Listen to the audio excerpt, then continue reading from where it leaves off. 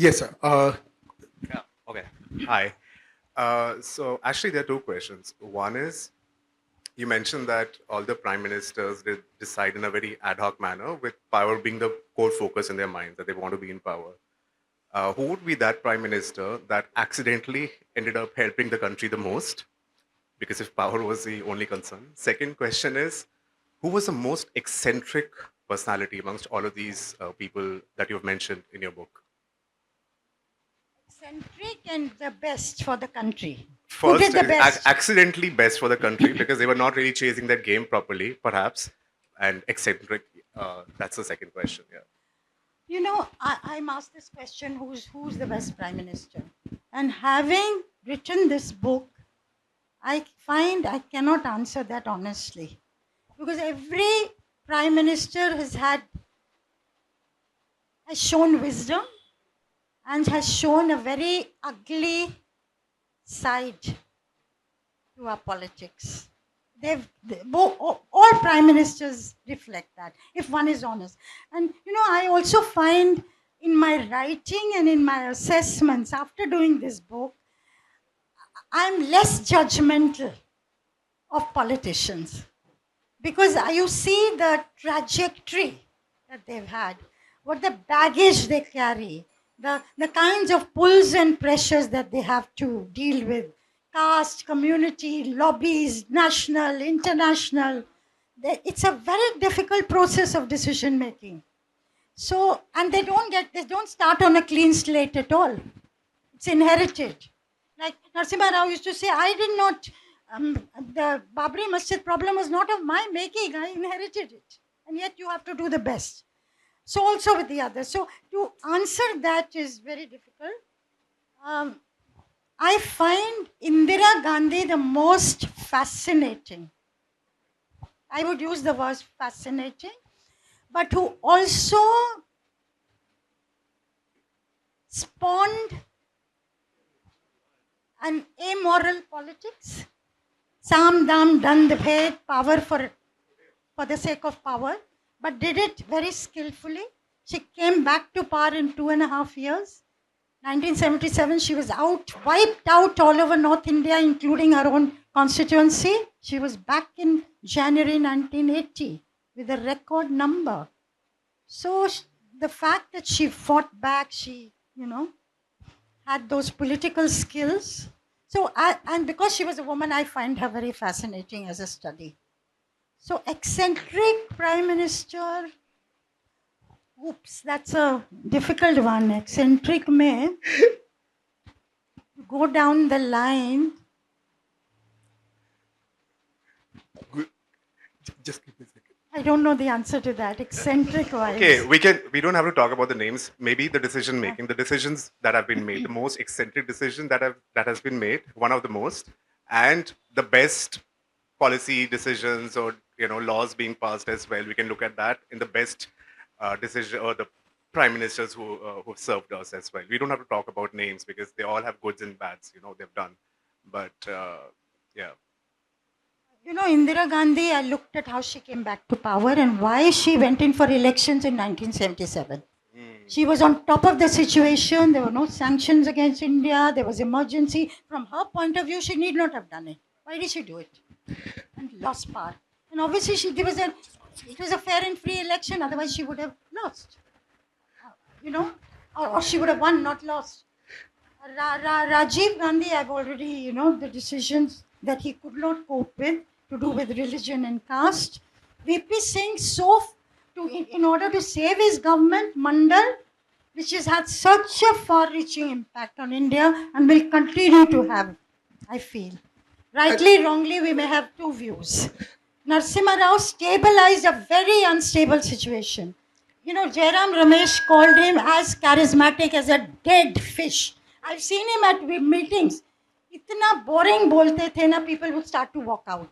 And yet this man, Punjab was burning, Kashmir was burning. He stabilized that, put out those fires, held elections, opened up the economy. Economy stabilized after 1 year. Reached out to Central Asia, reached out to East Asia, look East policy. That was all Narasimha Rao. As an administrator, as a man who could govern. So, again, could not, as far as Babri Masjid went, it was one of those decisions that led to the rise and rise and rise of the BJP. And, So, and Nija, I think just to add to that question, and I'm going to come to this gentleman, Yatish, to get the question. It's probably very difficult. You covered that in your book to talk about independent decisions. So I'm going to cite an example which you've written. Actually, I think it is on page 428 or something, where Manmohan Singh spent a lot of time to get this Indo-US nuclear deal done. 2005. It took him 3 years to get that deal done. In his own words, he thought that when he's going to come back, he's going to be garlanded. And his own party said, what a stupid decision. And in that perspective. So in the short term perspective, his own party did not even support, right? And, people were talking about how good or bad a decision after 3 or 4 years.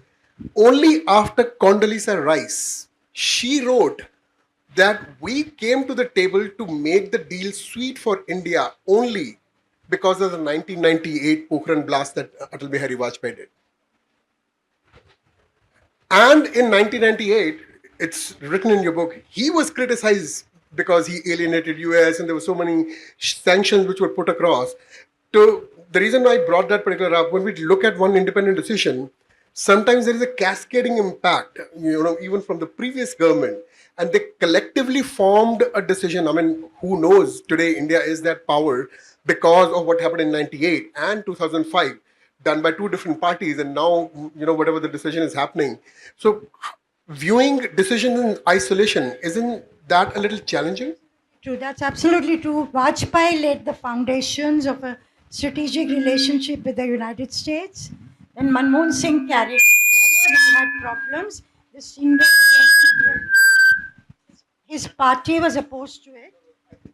And because the left parties which were supporting his government were opposed to it.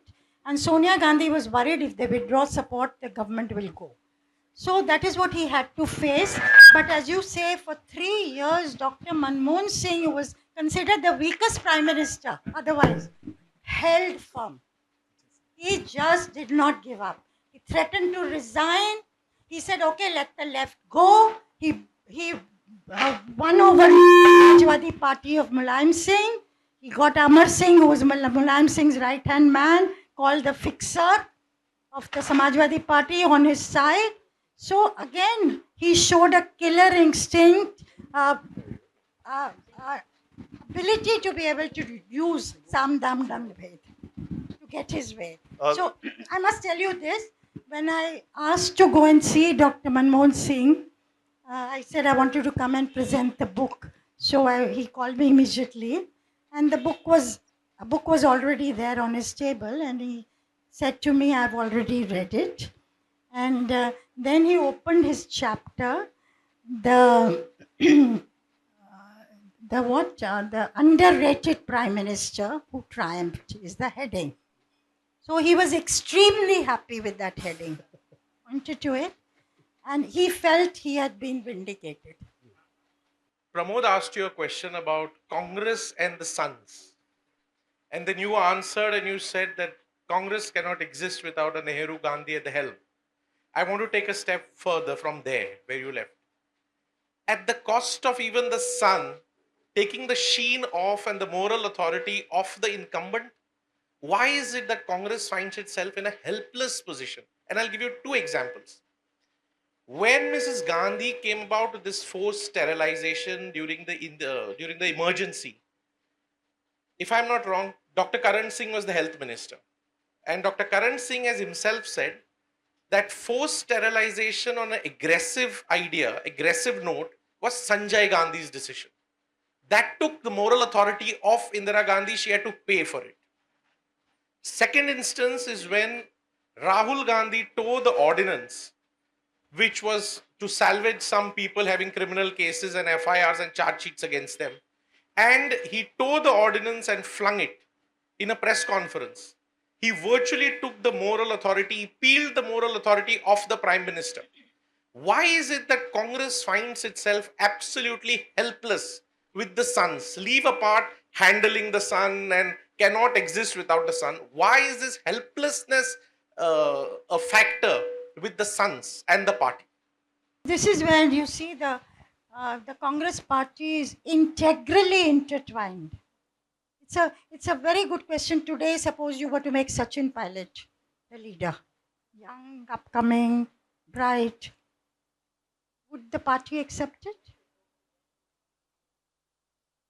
I don't know. Or would the party break? Therefore, it's one of those, जैसे कहते हैं ना गले की हड्डी ना नीचे जाते बनती है ना गलते बनती है. It's a bit like that. They are Rahul Gandhi, as I said, well-meaning, sincere, but not able to come across as the political alternative to Modi. We can go into those reasons. Therefore, the sun formula or the sun constraint. And remember this, this is the first family of India, so to speak. And you have son, daughter there. You have now in every state of India the first family, the second family, the third family, the fourth family. And it is father to son, mother to whatever. It's going down. And I say this, very soon our parliamentary democracy is going to be limited to 500 families if you're not careful. But what do you do? How do you get around this when you come to practical politics? You want the party to break up into 3, 4? Of course, Rahul Gandhi, now last time they managed to get 99 seats, so they did much better. But can somebody else get that many seats also? The Nehru Gandhi family is not winning elections the way they used to. That is the reason why people accepted them. So let's see whether the situations in India will throw up solutions that you and I think today are impossible. I mean, you have a cockroach Janata Party. Who would have thought about this? 20 million followers in 7 days. Welcome to the land of Feni, Konkani, where Amar Akbar, Amrinder, Anthony live in harmony. My question is a geopolitical one. You might label me as a leftist, but I'm not. I've studied in an RSS school and I learned my Desh Bhakti from the RSS, but I learned my Amar Akbar, Amrinder, Anthony from the armed forces. My question is with regard to India's geopolitical stance with regard to Israel. Traditionally, we have been always a nation which stood with sanskar and dharma, with the oppressed, with the marginalized, and with the brutalized. Like the Kashmiri Pandits, the Palestinians are also brutalized.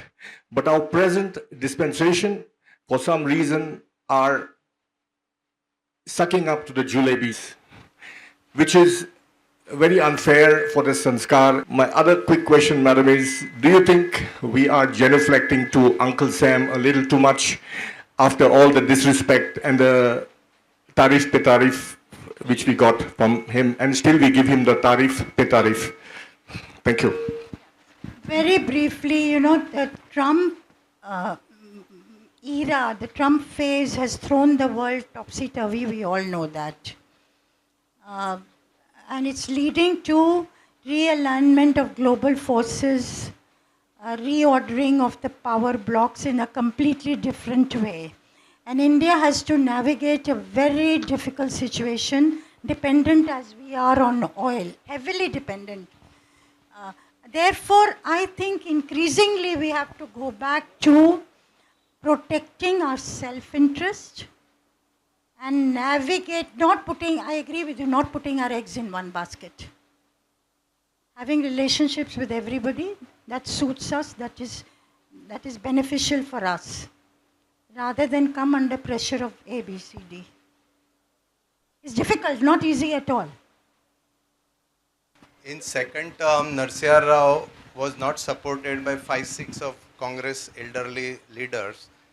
was it a reason that Gandhi family's influence would have been reduced in Congress? That is one. And whom, according to you, is a prime minister who doesn't depend too much on bureaucracy for taking some firm decisions, and who was succumbing to bureaucracy's advices? I think the first question, if Narsimha, it is true. The from what I can remember, these six people, the six big daddies inside the Congress, who sabotaged his chances. I don't think it that time had to do with Gandhi family, but of course it is true. Had he become prime minister second time, yes, it would have weakened the hold of the Gandhi family. And that is, some people blamed him for deliberately weakening Uttar Pradesh Congress. And he went in for an alliance with BSP, gave them a huge number of seats, if you remember. And the Congress did badly in UP. And the Congress has never recovered in UP. So that is an accusation. I don't know whether there's truth in this or not, but that accusation used to be made.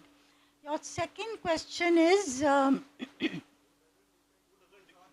bureaucrats. As far as the prime ministers go, Indira Gandhi had a coterie, Rajiv Gandhi also. VP Singh much less so, though there was a coterie of Pandey, his cabinet secretary, who was also an astrologer, an amateur astrologer who predicted he'll become prime minister and do well. And there was Bhure Lal, there was a group that he depended on, but not overall, you know. He also didn't have a kitchen cabinet, which many prime ministers had. Nor did Narasimha Rao. Narasimha Rao ke bare mein to bolte the, his right hand doesn't know what his left hand is doing. If it was on a need-to-know basis that he gave information, even to people who were close colleagues. So he was the most, contained or secretive or whatever you want to call it, undependent on the bureaucracy. He used bureaucrats like Naresh Chandra. He used him on the nuclear question. You sent him as governor to Gujarat. He played many unorthodox roles. So that he did, but he knew what he was doing. Vajpayee ji was totally dependent on Brajesh Mishra. वो तो बोलते थे कि आप ब्रजेश से बात कर लीजिए. Anybody who would go to him. So, but Brajesh Mishra, his principal secretary and NSA at the time, was called the de facto PM also. Manmohan Singh also. But it was a very low-key, faceless bureaucrats. It was more Sonia Gandhi and the political setup that influenced decision-making. Ahmed Patel was very powerful, political secretary of Sonia Gandhi. So they used to say, politics हमारे पास छोड़ दीजिए, administration को आप देखिए. That kind of a divide, if at all, that can be made. So we have another question here, and absolutely you said right, Nirja. It was going to be one of the questions as well. I'm here, behind. I'm just roaming around. In terms of the support that each prime minister had, in terms of their, either we call it as a PMO or a PMS, which you mentioned in their books, like even Manmohan Singh, especially for this Indo-US nuclear deal, he depended quite a lot on Kakodkar, his analysis of what the deal was going to be, and it came down to, if he says no, I'm not going to sign on the deal kind of thing. So a lot of prime ministers have done that, where they deferred some crucial decisions to the people around them.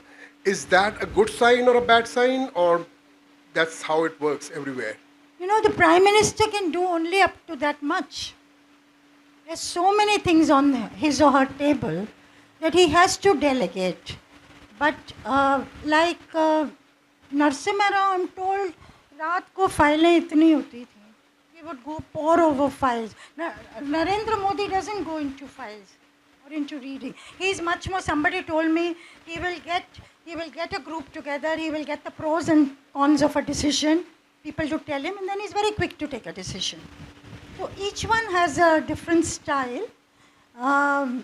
It's what makes them comfortable. But certainly, delegation of authority is a must. Otherwise, the PM cannot survive. He or she has to go over everything. Ma'am, I have a different kind of a question. Who do you think, this is all about past, So it's a treasure, definitely. who do you think in the present lot of politicians can be a good prime minister in the future? BJP and the opposition.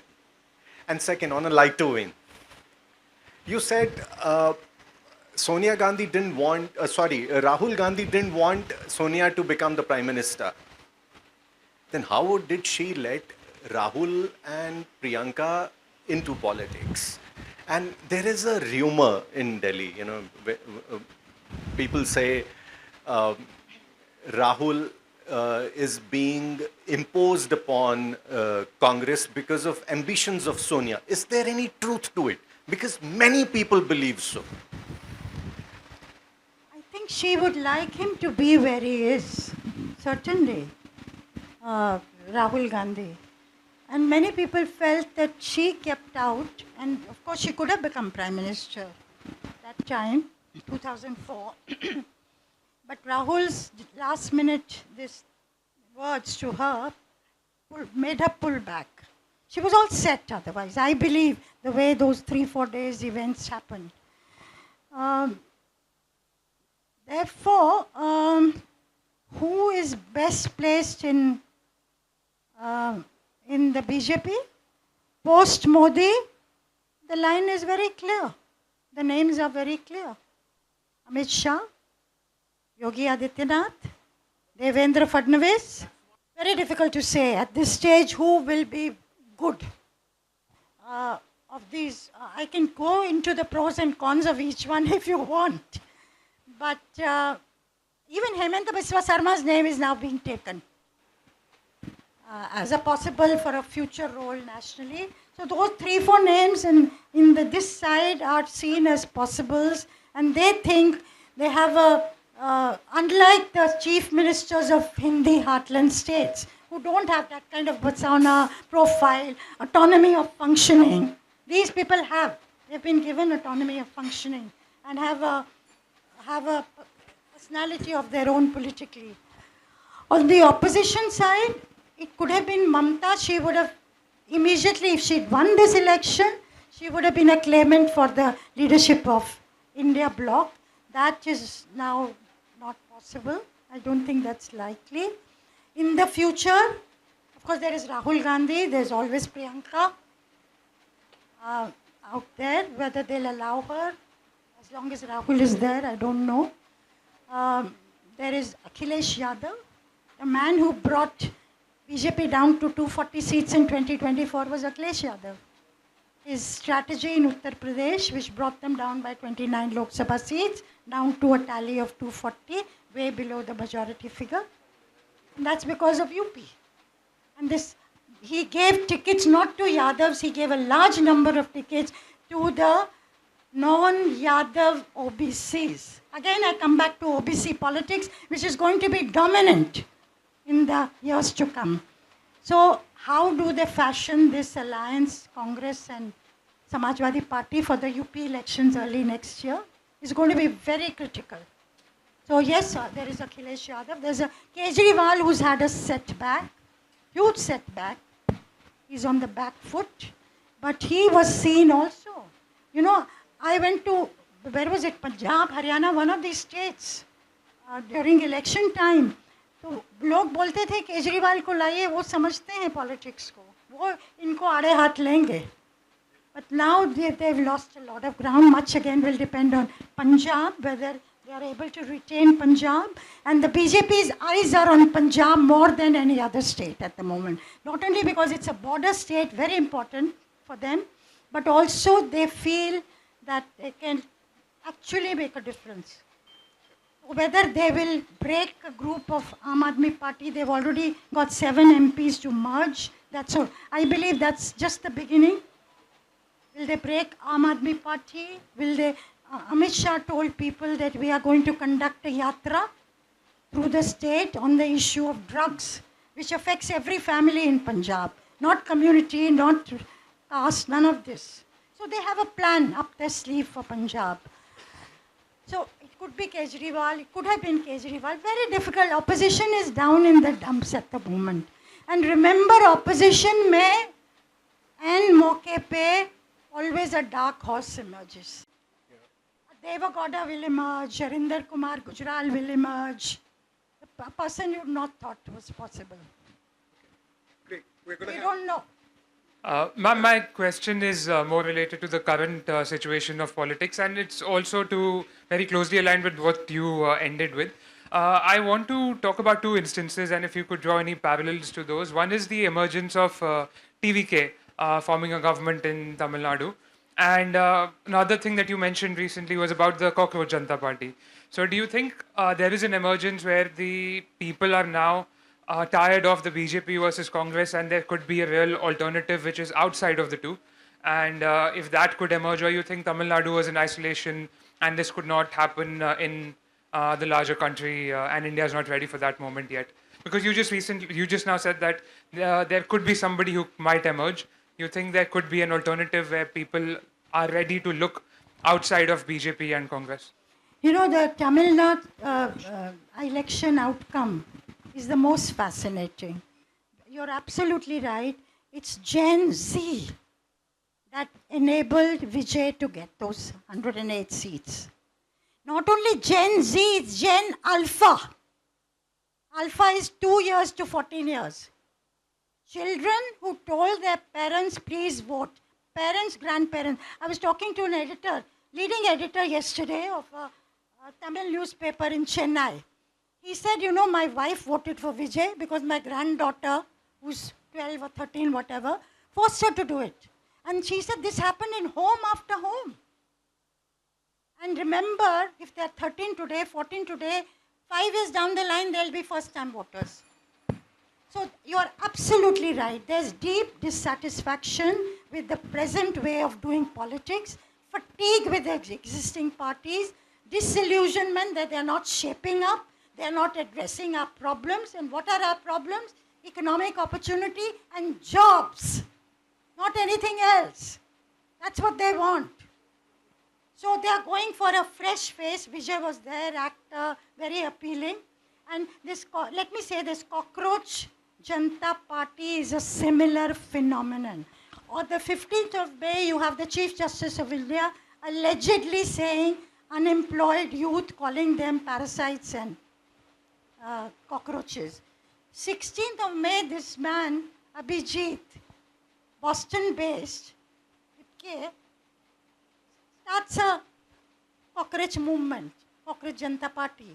And within a week, 20 million followers, more than the total followership of Bharatiya Janata Party and Congress and other parties put together. And they have taken years to accumulate this.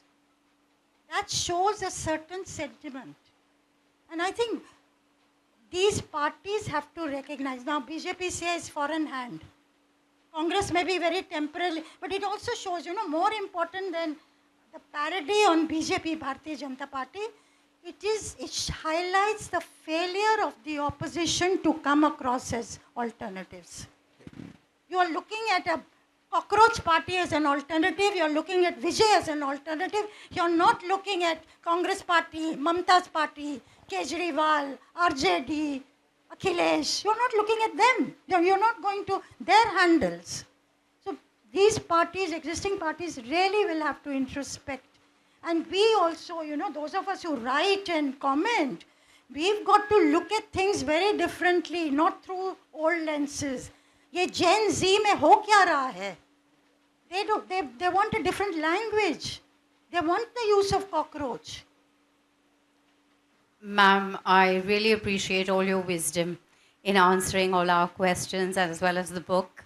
My question is, from all the decisions of our prime ministers, which decisions have been most optimal in leveraging emotional intelligence? So, the context of emotional intelligence, I think Indira Gandhi was very good with Garibi Hatao. I remembered that was my first election. I remember being so excited. Finally, somebody's talking about Garibi Hatao in India. And she played to the gallery very effectively. It's later that people became skeptical, cynical when they didn't deliver. Rajiv Gandhi also, I told you, the first, August 15 speech, he struck notes of hope. I'm going to take India into the 21st century. People believed. And he broke with his mother's decision making. He broke with the past. He took the courage. It's another matter that he did not succeed. Vajpayee was a completely emotional level. I often say this, you know, लोग पूछते हैं what was Vajpayee's achievement as Prime Minister? Vajpayee was relevant not because of what he did, he was relevant because of what he was. And there was that emotional content that India had to be run by consensus. India had to be run by a middle of the road policy. It is such a diverse country. So he appealed, as I was saying, that taxi driver, Muslim taxi driver से हम तो इस बार इनको vote देने वाले हैं. So again emotion. Narasimha Rao, I told you, no emotion at all. That's why he lost elections. Very good administrator. Manmohan Singh also, तो Manmohan Singh को तो ले जाते ही नहीं थे Congress party. You know, they would give him a inside the hall meeting at election time. You know, जैसे नाम के वास्ते होता है ना करना. So he was also not, in that sense, an orator of the game. VP Singh, yes, not at. It was, you know, initially when he challenged Rajiv as Mr. Clean, crowds used to come to his meeting, huge meeting, but he was not a puller of crowds otherwise in his oratory. और कौन है?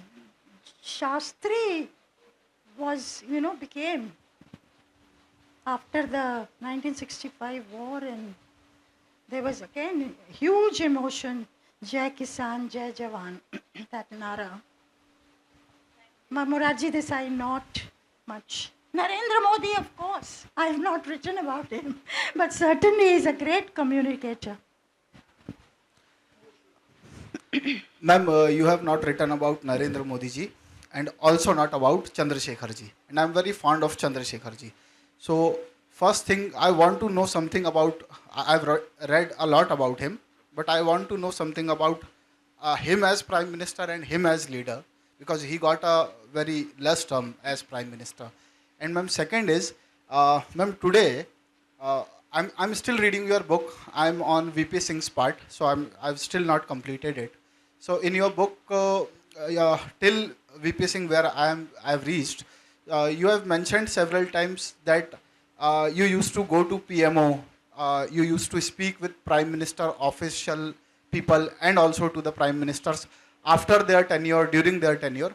But today what I feel is that journalists don't have that access to the Prime Minister or his office, and not even to ministries. You can't go to a railway ministry, you can't go to other ministries, and journalists can't take out the things like they used to do till 2014.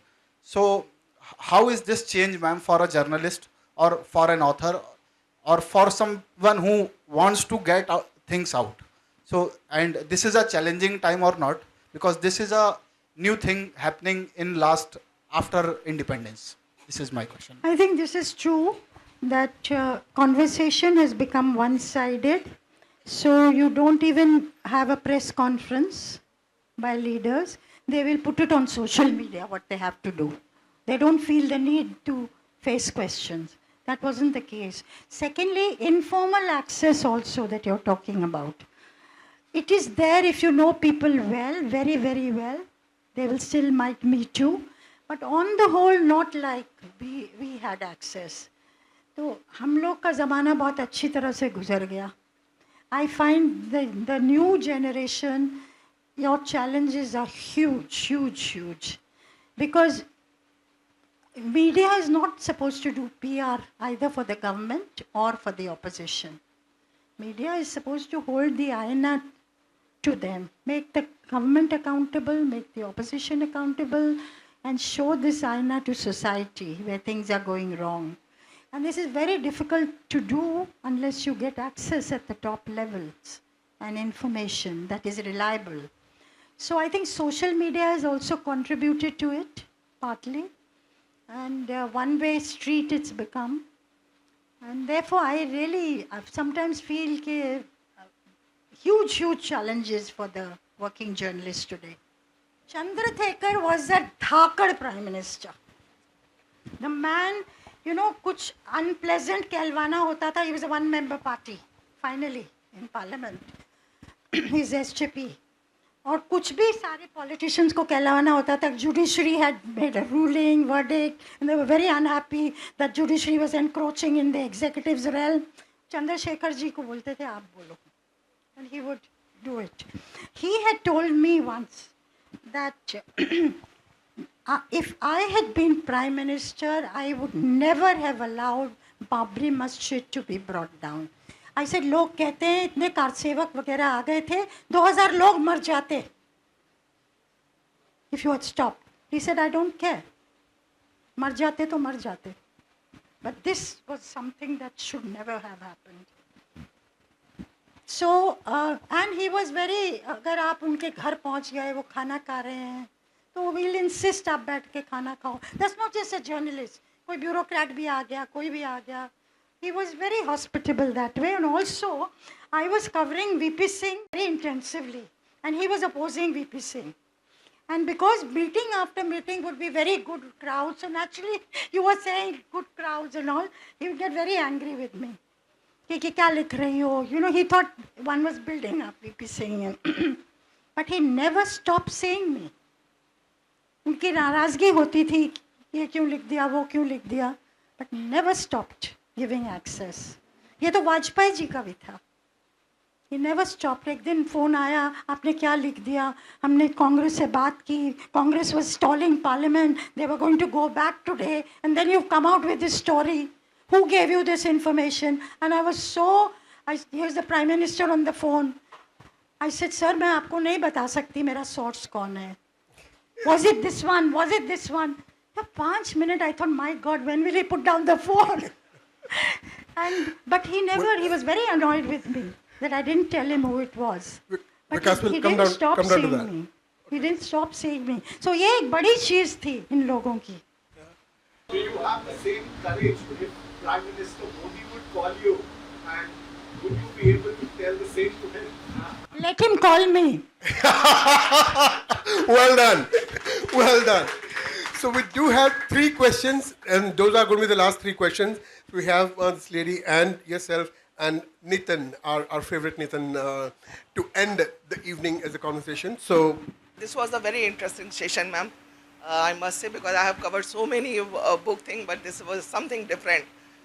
My question is, like you have said, there are so many BJP leaders who has a prime minister material. So they have a prime minister material, and in opposition you can find there is even you are in difficulties to find out who will be the prime minister if they will get the opportunity. My question is, in the era of new geopolitics, when Daddy Trump is absolutely out of control, who will be the best prime minister अगर ऐसे होते जो इस situation में nation first और national interest को रख करके पॉलिटिक्स इंटरनेशनल पॉलिटिक्स को डील करते, आपकी नज़र में कौन प्राइम मिनिस्टर होता? I don't doubt the intent of any prime minister vis-a-vis national interest. They may have a lot of constraints and pressures to navigate, but that they don't work for national interest, I personally would not like to say that. My reading of all the prime ministers. Suppose we put you there, or put him there, or put him there, or put him. Each one will keep the national interest in mind. But you're saying in the future, very difficult to say in the future. Kaun aayega? I think it'll be very different from what we are imagining. The situations will throw up people. There is never a vacuum. And also what you said in the book, again I moved around towards the second question, is it is very difficult for the Prime Minister, and in fact I was noticing, how does one balance the international thing and what the demands are at home? I mean, if you look at the USSR falling apart, in 1989, and home politics requiring attention, I mean, the Prime Minister, I don't think they have a choice. I mean, they will be driven to act on certain things. So It's very, very interesting question. So thank you. And Ma'am, my question is related to Madam Indira Gandhi and the current context. In 1971, Madam Gandhi held a joint conference with President Nixon, where she said that it is not a duty of a country or its president to tell any other country what to do and what not to do, even if they are helping. And on the contrary, in the current times, we are being told from which country we can buy oil from which country we can do trade. Otherwise, tariffs will be imposed on you. And ironically, both Nixon and Kissinger didn't have good words to say about Madam Gandhi, but our foreign policy looked very strong. On the contrary, we see that the current US president has a lot of good things to say about our prime minister, but we are kind of not that strong, at least, I mean, as far as the gimmicks are concerned. So want to know your opinion, ma'am, what has changed from 1971 to current context, and also want to understand about this irony where the presidents, when they are saying good things about our prime ministers, our foreign policy is kind of in a dilemma. Otherwise, when the presidents have not so good things to say about our prime ministers, we are kind of on a stronger foot as far as international diplomatic concerns. Indira Gandhi, I agree with you, took a very strong position that in 1971 vis-a-vis Bangladesh, and she was advised well by a group of people around her. And then, of course, she went in for Indo-Soviet Friendship Treaty as a preemptive move, US coming closer to China at that time, which they knew was happening. And she faced the 7th Fleet in the Bay of Bengal without wilting. So that, yes, she stood very, and that's why Nixon called her the old witch when the papers were leaked afterwards. Therefore, yes, so that part of it, today, we don't know, I would not like to say anything because we are navigating a very difficult situation. After the war, Ukraine versus Russia, which is still going on, Palestine, Gaza, now US-Iran versus US-Israel versus Iran. With the Trump phenomenon there, you have one kind of statement in the morning, another kind in the evening. He says, day before yesterday, I love India. Indians will have 100% support from us. Earlier he calls India a hellhole. So we don't know morning ka believe kare, sham ka believe kare, kisko believe kare. So as I said earlier, it's very difficult. So what the government is having to navigate, the kind of pressures in this nebulous, fast changing world.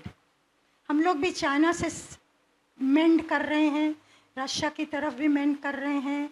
Then Trump, of course, 40 times he said, I got the ceasefire done. Even if you played a role, you must respect the sentiments of a sovereign nation. We should have declared if there was a ceasefire, not Donald Trump. Those are sensibilities. So we are also having to put up with a lot of nonsense from other countries and probably pressures about which you and I may not know. I think time will tell how well our present government has navigated it. Correct. And also, this is one of the challenges which you mentioned in the previous question, that comparing two different eras, I mean, the role of India in 1971 was very different in terms of the global economy, a lot of stuff which is happening, the IT, a lot of trade that has gone wrong compared to what the situation now is. So it's not really, an apples to apples comparison, just, declaring two personalities, because the underlying, situations have changed. I don't know if you would agree with that or not. Yes, of course, two situations are not comparable, but certainly leaderships matter. What kind of leadership, what kind of stewardship of a situation, that does matter. Just curious, out of all the prime ministers that you've reviewed and talked about, who was the most autocratic in their decision and who was the most consensus-based?